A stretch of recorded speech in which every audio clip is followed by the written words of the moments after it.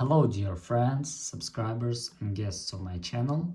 In this video I want to show and tell you how to add YouTube link to Facebook. Please put your like, subscribe to my channel and share this video with your friends. Let's get started. So, first we need to go to Facebook. After that, go to our account, click Edit Profile and scroll down and click Edit near links. After that, click Add social link, click Platform, choose YouTube and enter your username in YouTube.